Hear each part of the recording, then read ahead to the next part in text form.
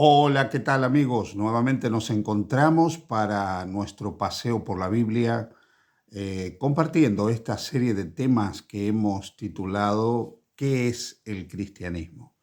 En el cual pretendemos ir compartiendo con cada uno de vosotros algunos elementos que nos ayudan a entender cuáles son algunas de las características fundamentales del cristianismo, o sea, qué es el cristianismo y dentro de eso, qué creían, cuál era la fe, por supuesto, de la Iglesia Apostólica, de los primeros cristianos.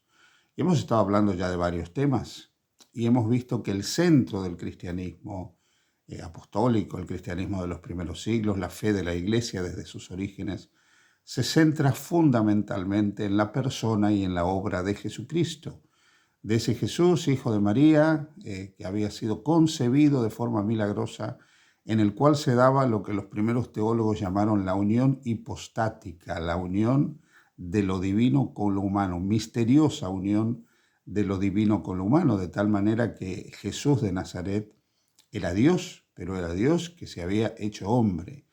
Y esa iglesia centraba su fe en la persona y en la obra de Jesucristo, al cual reconocía y proclamaba como único y absoluto Salvador del género humano. Ayer hablamos de la segunda venida de Jesús y yo quiero hoy continuar un poco el tema de la segunda venida de Cristo en relación con la fe de la iglesia, con lo que la iglesia creía en relación con la segunda venida de Cristo.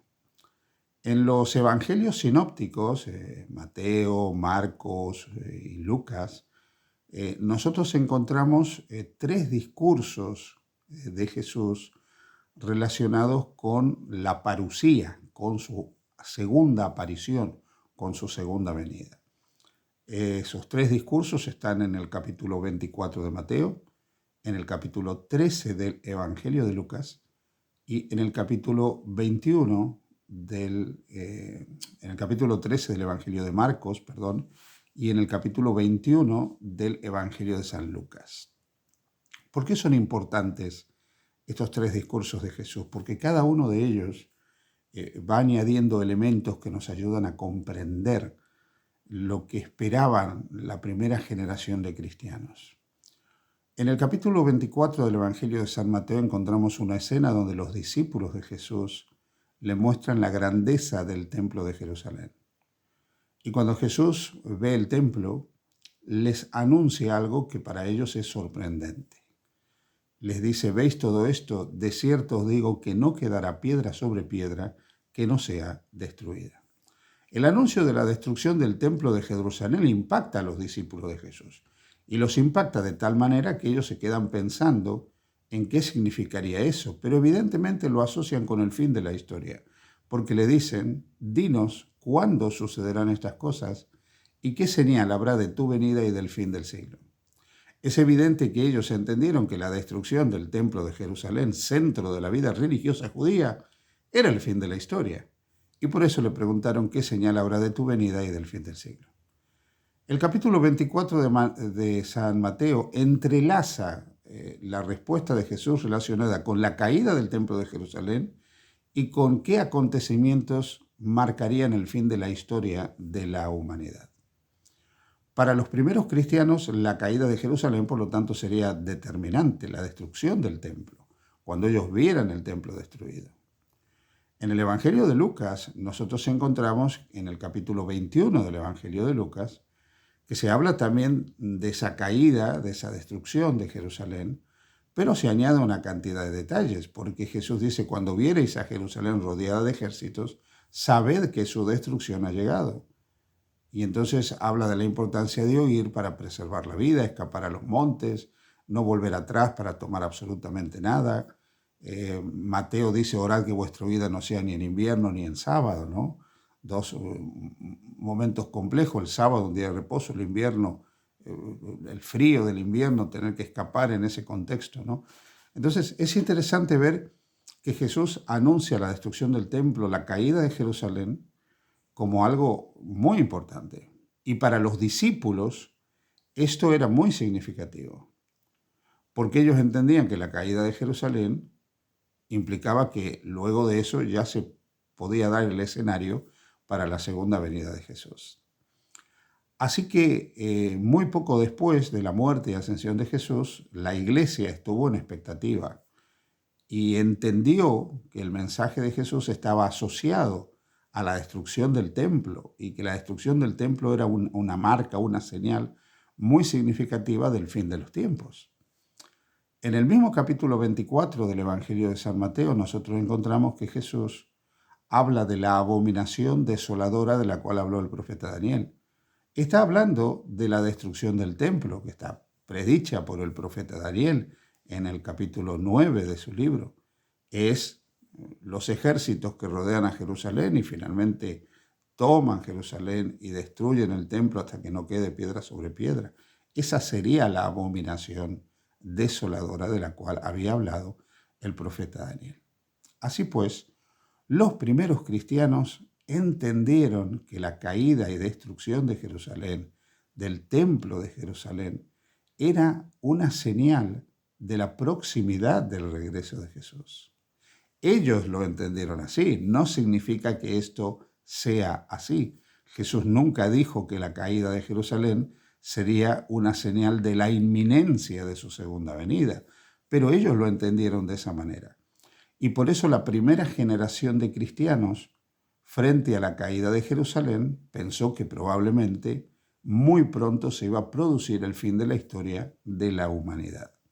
Pero lo cierto es que Jesús, cuando nosotros leemos las palabras de Jesús en los evangelios sinópticos, Mateo, Marcos y Lucas, encontramos que él menciona una serie de acontecimientos que se iban a producir a lo largo de la historia de la salvación. Jesús habla de guerras, habla de terremotos, habla de hambre, habla de pestilencias en diferentes lugares. Y dice que todo esto será principio de dolores, pero que no es el fin, pero es el principio. Y marca esto como eventos, como hitos, como señales que sí marcarían la proximidad de su regreso. ¿Cuándo algún acontecimiento es una señal de la segunda venida de Jesús? Porque Cristo dijo, oiréis de guerras y rumores de guerras. Habló de pestes, de hambre y terremotos. Pero estos todos son acontecimientos que a lo largo de la historia de la humanidad, desde la entrada del pecado, han acontecido. ¿Cuándo, por lo tanto, un acontecimiento es una señal? ¿Cuándo tiene una característica de universalidad? Por ejemplo, cuando Jesús habla de guerras, no está hablando de guerras parciales que siempre han existido desde que Caín mató a Abel. Está hablando de algo que por su universalidad marcaría, sería un hito en el contexto del pensamiento de la humanidad. Eso solo podemos atribuir a algo que pasó en el siglo XX, la Primera y la Segunda Guerra Mundial. Solo ahí podemos hablar de guerras mundiales. Eso sí fueron una señal de la segunda venida de Cristo. Una pandemia, cuando una enfermedad se universaliza, eso es un hito, eso es una señal de la proximidad del regreso de Jesús. Las señales son acontecimientos que marcan de alguna manera a la humanidad, que tienen una amplia distribución, que son extremadamente generales como para ser identificadas como una señal, como un acontecimiento que impacta realmente y da cumplimiento a las palabras de Jesús. Así que cuando nosotros vemos el escenario del mundo y vemos, por ejemplo, la Primera y la Segunda Guerra Mundial y vemos determinadas pandemias y epidemias que han azotado no un lugar, sino a toda la humanidad, eso nos está diciendo algo. Eso nos está explicando algo. Cuando nosotros vemos determinadas cosas que afectan la manera de ser, de vivir, de pensar del colectivo humano, eso es una señal para la segunda venida de Cristo. Por eso entendemos que la Primera y la Segunda Guerra Mundial fueron una señal.